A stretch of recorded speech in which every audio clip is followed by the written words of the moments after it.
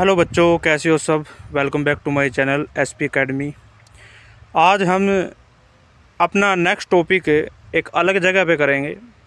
जैसा कि आप देख भी रहे होंगे, आज हमारे पीछे बोर्ड नहीं है, तो आज हम कुछ प्रैक्टिकल करने की सोच रहे हैं। तो सोचा कि कुछ अलग हो जाए आज थोड़ा सा। काफ़ी दिनों से बच्चे कह भी रहे थे कि एक लेसन है क्रॉप प्रोडक्शन एंड मैनेजमेंट, कि उसको सर थोड़ा प्रैक्टिकली समझाया जाए। तो उस प्रैक्टिकल के लिए आज हम पहुंचे हैं अपने यहाँ खेतों में। तो ये हमारे चारों तरफ फील्ड हैं, खेत हैं, जहाँ हमारी फसलें तैयार होती हैं। तो मैं एक बार आपको दिखा देता हूँ, थोड़ा सा आप चेक करें इसको। ये देखो, ये हमारे सामने अब जो जगह आई है, ये देखो, ये फार्मर्स के खेत हैं। यूँ लगा लो अपने ही, हमारे ही खेत हैं ये। तो इन खेतों में फसलें तैयार होती हैं। हमारे पास आज का लेसन है क्रॉप प्रोडक्शन एंड मैनेजमेंट।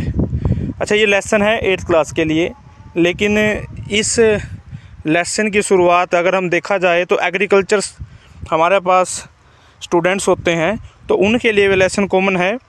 तो यहाँ पे सबसे पहले बात ये करनी है कि जब भी हम कोई फसल उगाते हैं तो उसके लिए किताब में थ्योरी के हिसाब से 6 स्टेप दिए गए हैं। और किसी भी फसल को उगाने के लिए सबसे पहला स्टेप दिया गया है क्रॉप प्रोडक्शन एंड मैनेजमेंट। ये दिया गया है क्रॉप प्रोडक्शन एंड मैनेजमेंट।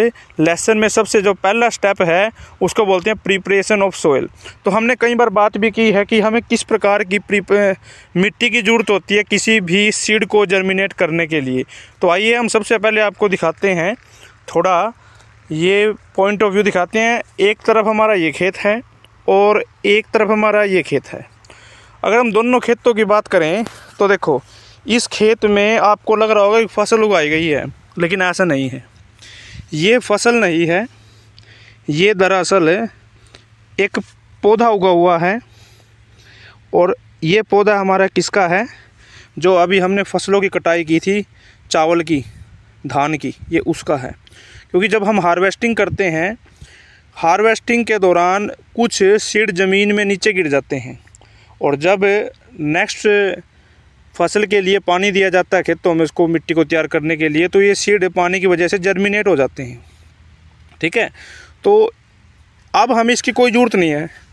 अब हम किसी भी कल्टीवेटर की सहायता से इसकी बुआई कर देंगे। लेकिन मैं आपको यहाँ ये बताना चाहता हूँ भाई, किसी भी सीड को जर्मिनेट होने के लिए किस प्रकार की मिट्टी की आवश्यकता है। तो हमने थोड़ी सी मिट्टी उखाड़ ली और मैं दिखाता हूँ आपके सामने। ये मिट्टी है हमारे पास, है ना। इस मिट्टी को थोड़ा ध्यान से देखो, क्या दिखाई दे रहा है आपको? इसमें ये देखो, मिट्टी अभी गिल्ली है। इसमें अगर हम अपने सीड को डालेंगे या जर्मिनेट कराना चाहेंगे तो कुछ मात्रा में ही हमारा सीड जर्मिनेट हो पाएगा, ज़्यादा सीड इसमें जर्मिनेट नहीं हो सकती। और जो हमारी यील्ड है, पैदावार है, वो काफ़ी कम होगी। तो इसके लिए अब आ जाते हैं हम अपने इधर खेत में, जिसको हमने कल ट्रैक्टर के साथ, कल्टीवेटर के साथ बुआई करके देखा था कि ये ज़मीन जो है अभी जर्मिनेशन लायक है या नहीं है। तो चलिए देखते हैं इसको एक बार। ये देखिए, अब इस मिट्टी को ध्यान से देखिए। इस मिट्टी में मॉइस्चर भी है, और देखा जाए तो इस मिट्टी में सूखापन भी है। तो ना तो ये मिट्टी ज़्यादा सूखी है और ना ये मिट्टी ज़्यादा गिल्ली है। तो मैं इसको थोड़ा गहराई से दिखाता हूँ। गहराई से देखने पर पता चलेगा। ये देखिए, इस प्रकार की मिट्टी में जो हमारे सीड हैं बहुत ही अच्छी क्वालिटी में, और मैं यूँ कहूँ कि बिल्कुल सारा का सारा दाना सीड जर्मिनेट होगा। ठीक है, तो सबसे पहला जो प्रिपरेशन का स्टेप हमारे पास है मिट्टी का, वो किसी भी कल्टीवेटर की सहायता से ज़मीन को भुरभुरा करना है, ताकि जो सीड है वो ज़मीन में से बड़ी अच्छी मात्रा में निकल सके। अगर मैं थोड़ा दूर चलता हूँ तो हमें दिखाई देता है अभी मिट्टी थोड़ी सी पहले की बजाय अभी गिल्ली है। ये देखिए, तो अभी हमें इसको 1-2 दिन की सनलाइट और एयर इसकी ज़रूरत पड़ेगी, उसके बाद ही हम इसमें सीड जर्मिनेट करेंगे। ठीक है, तो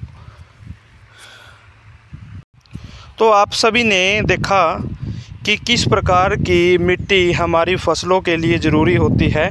मैं आपको स्टेप बाय स्टेप इसके अंदर फसल जब जर्मिनेट होगी मैं वो भी दिखाऊंगा आपको, और आप इसी प्रकार हमारे चैनल पे और इंटरेस्टिंग वीडियो के लिए भी, प्रैक्टिकल्स के लिए बने रहें। एक बार फिर से हम आपको दिखाते हैं, ये हमारे चारों तरफ फील्ड्स हैं और इसी में हमने अपनी जो विंटर क्रॉप्स हैं, विंटर क्रॉप्स जैसे 2 प्रकार की इसमें बोई जा सकती हैं मेनली। तो एक तो हमारी वीट है और दूसरी जो अगर बात करें तो हम चना इसके अंदर बो सकते हैं। वैसे तो बहुत सारी होती हैं, लेकिन जो आपकी नॉलेज में है, आपने देखी हुई है, हमने उनकी बात करनी है। इसमें से मैं एक फसल अभी आपको दिखाऊंगा भी, लेकिन चलते चलते बात करेंगे थोड़ा।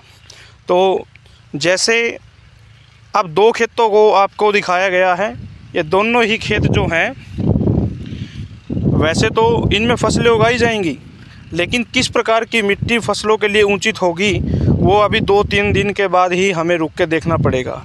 अब हम आपको जो फोडर क्रॉप्स हैं, ठीक है, जो फोडर क्रॉप्स हैं वो आपको दिखाएंगे। तो हम जल्दी इसको थोड़ा करते हैं। सो अब हम पहुंच चुके हैं हमारी फोडर क्रॉप्स के पास। ये हमारे पास फोडर क्रॉप्स है और मैं आपको इसको दिखाता हूँ। देखिए फोडर क्रॉप्स, ये देखिए अभी इसको जर्मिनेट हुए थोड़े ही दिन हुए हैं, अबाउट 16 से 17 डेज हुए हैं। अब इसको और समय लगेगा थोड़ा बढ़ने के लिए, फिर ये पशुओं के चारे के लिए पूरी तरीके से तैयार हो जाएगी। कहीं कहीं थोड़ी सी ये बड़ी दिखाई दे रही है, कहीं कहीं छोटी है, लेकिन इसको अभी टाइम लगेगा 15 से 20 दिन का और तैयार होने में। तो ये हमारे पास फोडर क्रॉप्स है। और इसके साथ ही जैसे अभी मैंने बात की थी किस प्रकार की मिट्टी में जो जर्मिनेशन है वो अच्छी प्रकार से होगा, तो इसके लिए मैंने कुछ फसल तैयार भी कर रखी है हमारी विंटर की, जिसको हम रबी क्रॉप्स बोलते हैं। और रबी क्रॉप्स आपके सामने अभी ये रही, देखो ये रबी क्रॉप्स की बुआई की गई है। ये अभी मिट्टी देखो गिल्ली है, मैं आपको दिखाता हूँ, जैसा अभी मैंने थोड़ी देर पहले आपको दिखाया था।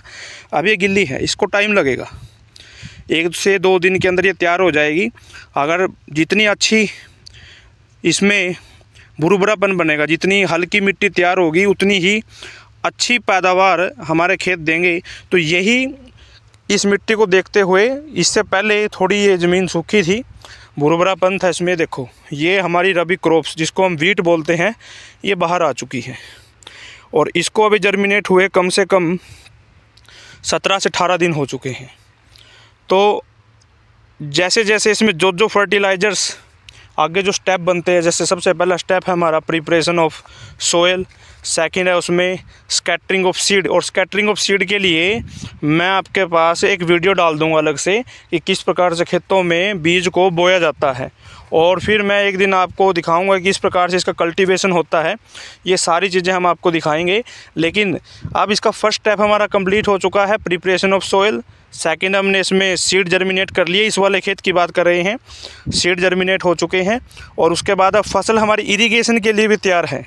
जैसे आपकी बुक में तीसरा स्टेप लगता है इरिगेशन, सिंचाई, तो मैं एक दिन प्रॉपर सिंचाई भी आपको दिखाऊंगा। अगर हमें टाइम मिलेगा तो बाकायदा इसकी सिंचाई हम आपको दिखाएंगे। तब तक के लिए जितने व्यूअर्स हैं हमारी वीडियो को लाइक करें, शेयर करें, कमेंट भी करें, ताकि हमें किस विषय पर आगे और टॉपिक बनाने चाहिए या जिस चीज़ का आपको प्रैक्टिकल देखना है उसके बारे में भी आप कमेंट करें। और इसके साथ ही हम आपको जैसे जैसे नेक्स्ट स्टेप लगते जाएंगे वो भी आपको ज़रूर दिखाएंगे। Thank you, have a nice day.